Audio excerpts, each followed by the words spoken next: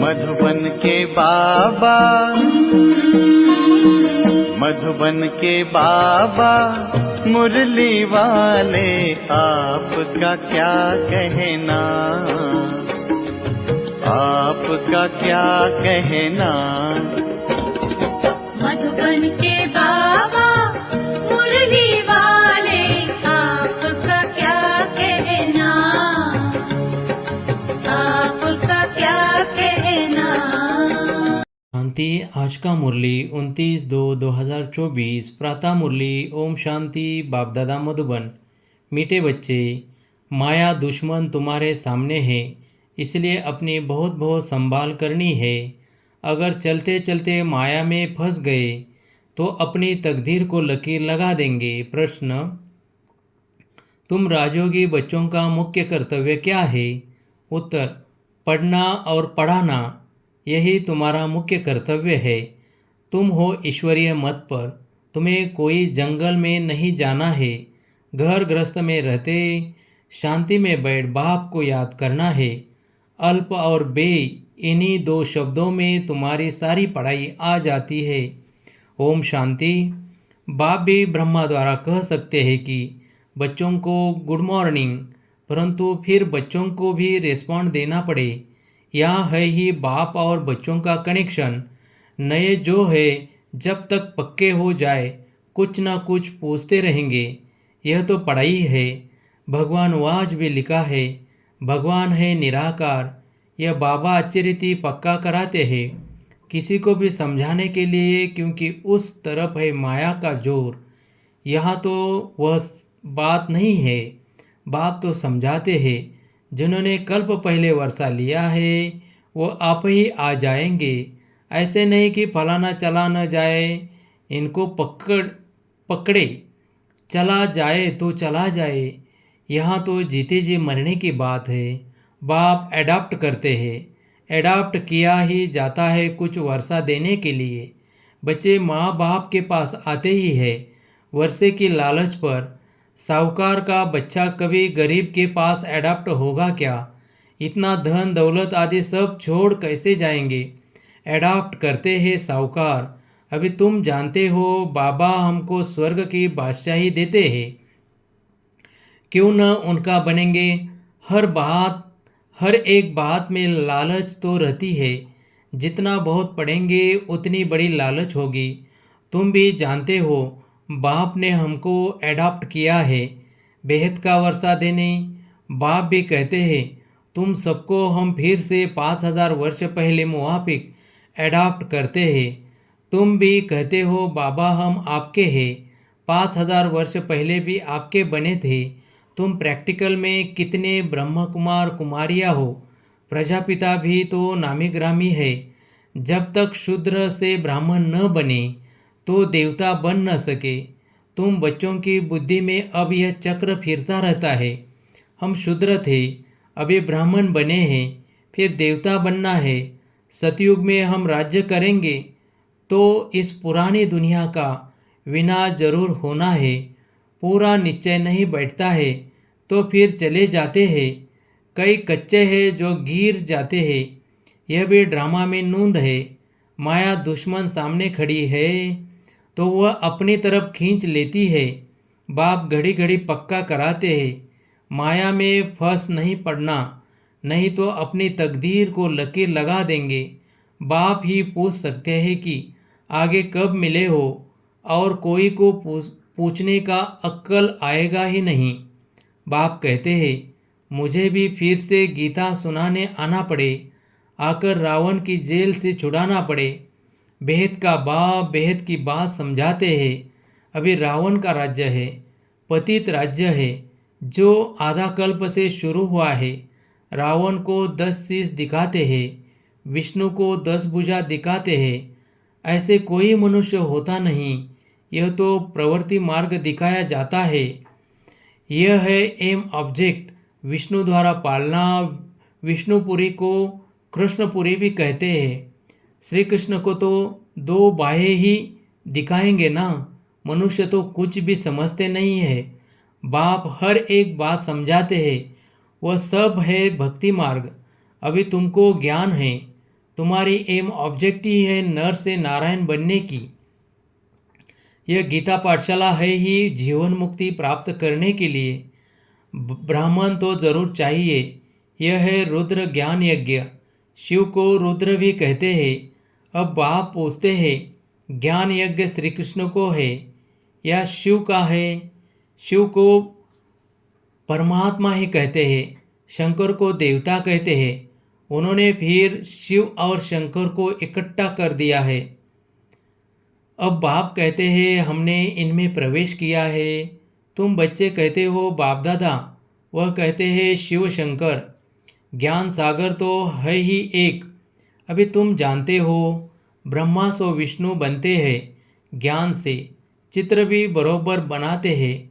विष्णु की नाभि से ब्रह्मा निकला, इसका अर्थ भी कोई समझ नहीं सकते। ब्रह्मा को शास्त्र हाथ में दिए हैं। अभी शास्त्रों का सार बाप बैठ सुनाते हैं। या ब्रह्मा, यह भी मास्टर ज्ञान सागर बनते हैं। बाकी चित्र इतने ढेर बनाए हैं, वह कोई यथार्थ है ही नहीं। वह है सब भक्ति मार्ग के। मनुष्य कोई 8-10 भुजा वाले होते नहीं। यह तो सिर्फ प्रवृत्ति मार्ग दिखाया है। रावण का भी अर्थ बताया है। अल्प आधा कल्प है रावण राज्य रात, आधा कल्प है राम राज्य दिन। बाप हर एक बात समझाते हैं। तुम सब एक बाप के बच्चे हो। बाप ब्रह्मा द्वारा विष्णुपुरी की स्थापना करते हैं और तुमको राजयोग सिखाते हैं। जरूर संगम पर ही राजयोग सिखाएंगे। द्वापर में गीता सुनाई, यह तो रॉन्ग हो जाता है। बाप सच बतलाते हैं। बहुतों को ब्रह्मा का श्री कृष्ण का साक्षात्कार होता है। ब्रह्मा का सफ़ेद पोश ही देखते हैं। शिव बाबा तो है बिंदी। बिंदी का साक्षात्कार हो तो कुछ समझ न सके। तुम कहते हो हम आत्मा है। अब आत्मा को किसने देखा है? कोई ने नहीं। वह तो बिंदी है। समझ सकते हैं ना? जो जिस भावना से जिसकी पूजा करते हैं उनको वही साक्षात्कार होगा। दूसरा अगर रूप देखे तो मूंछ पड़े। हनुमान की पूजा करेगा तो उनको वही दिखाई पड़ेगा। गणेश के पुजारी को वही दिखाई पड़ेगा। बाप कहते हैं हमने तुमको इतना धनवान बनाया। हीरे जवाहरों के महल थे। तुमको अनगिनत धन था। तुमने अभी वह सब कहाँ गवाया? अभी तुम कंगाल बन गए हो, भीख मांग रहे हो। बाप तो कह सकते हैं ना, अभी तुम बच्चे समझते हो। बाप आए हैं, हम फिर से विश्व के मालिक बनते हैं। यह ड्रामा अनादि बना हुआ है।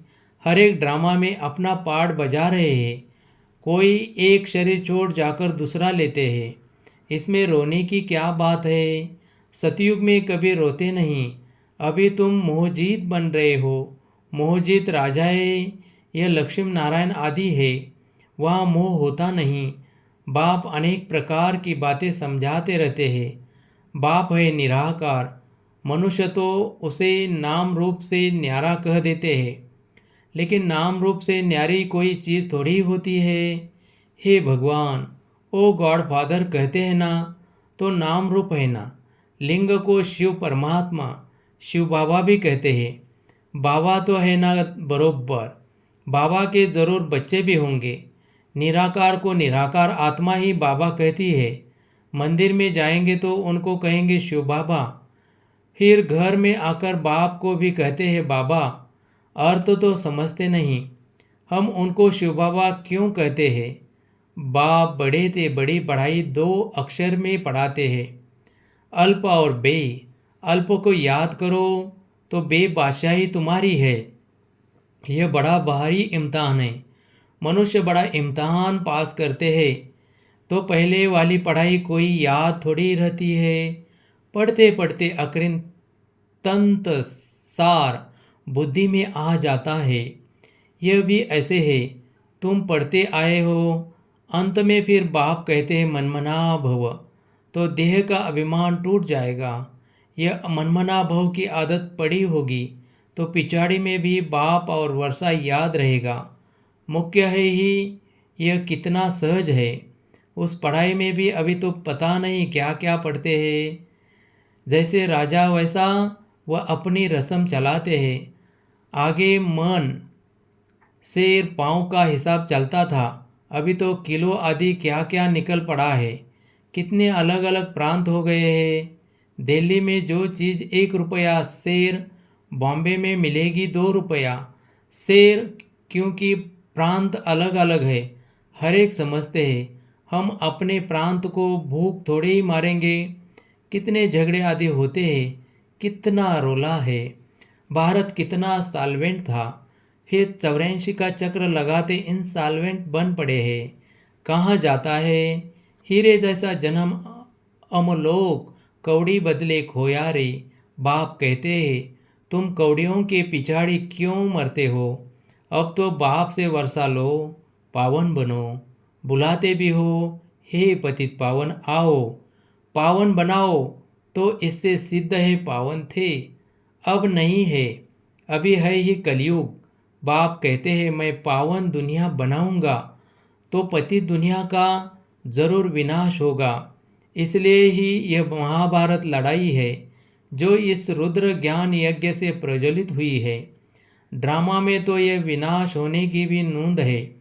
पहले पहले तो बाबा को साक्षात्कार हुआ, देखा इतनी बड़ी राजाई मिलती है तो बहुत खुशी होने लगी। फिर विनाश का साक्षात्कार भी कराया। मनमना भव मध्याजी भव, यह गीता के अक्षर है।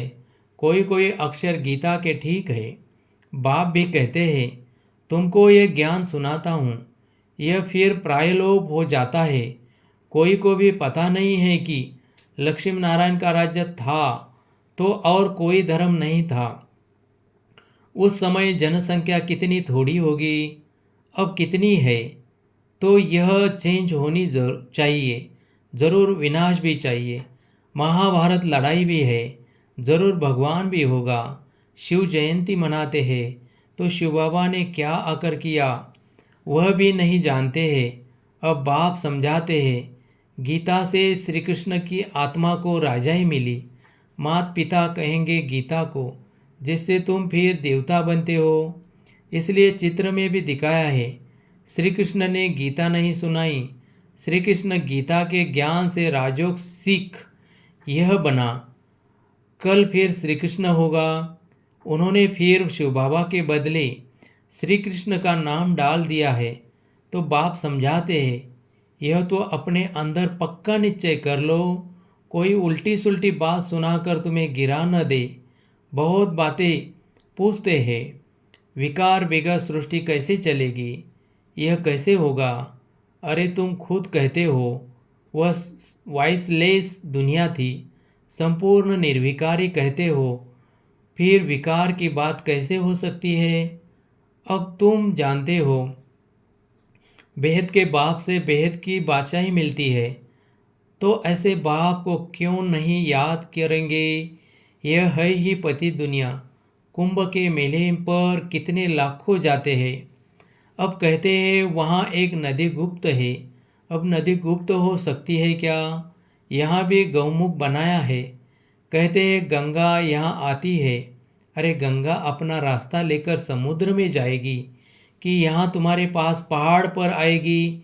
भक्ति मार्ग में कितने धक्के हैं। ज्ञान भक्ति, फिर है वैराग्य।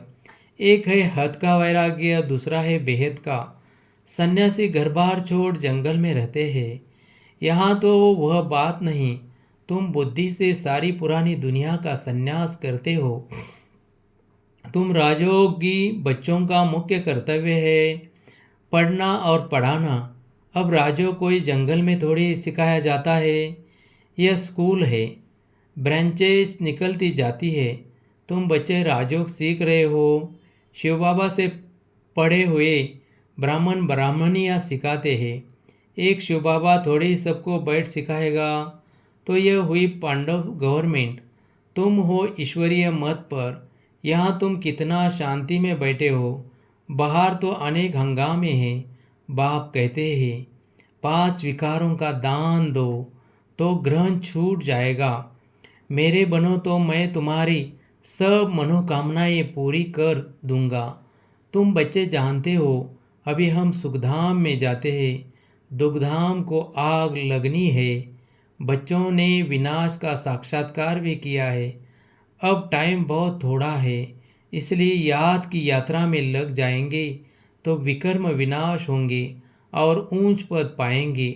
अच्छा, मीठे मीठे सिखलदे बच्चों प्रति माता पिता बाप दादा का याद प्यार और गुड मॉर्निंग। रूहानी बाप की रूहानी बच्चों को नमस्ते। धारणा के लिए मुख्य सार। बाप के वर्षे का पूरा अधिकार लेने के लिए जीते जी मरना है, एडाप्ट हो जाना है। कभी भी अपनी ऊंची तकदीर को लकीर नहीं लगानी है। 2. कोई भी उल्टी सुल्टी बात सुनकर संशय में नहीं आना है। जरा भी नीचे न हिले। इस दुग्धाम को आग लगने वाली है, इसलिए इससे अपना बुद्धियोग निकाल लेना है। वरदान। समय प्रमाण। अपने भाग्य का सिमरन कर खुशी और प्राप्तियों से भरपूर बनने वाले स्मृति स्वरूप भव। भक्ति में आप स्मृति स्वरूप आत्माओं के यादगार रूप में भक्ति अभी तक आपके हर कर्म की विशेषता का सिमरन करते ही अलौकिक अनुभवों में खो जाते हैं। तो अपने प्रैक्टिकल जीवन में कितने अनुभव प्राप्त किए होंगे। सिर्फ जैसा समय जैसा कर्म वैसे स्वरूप की स्मृति इमर्ज रूप में अनुभव करो तो बहुत विचित्र खुशी विचित्र प्राप्तियों का भंडार बन जाएंगे और दिल से यही अनहद गीत निकलेगा कि पाना था सो पाहा लिया। स्लोगन। नंबर 1 में आना है तो सिर्फ ब्रह्मा बाप के कदम पर कदम रखते चलो। ओम शांति। ओम शांति।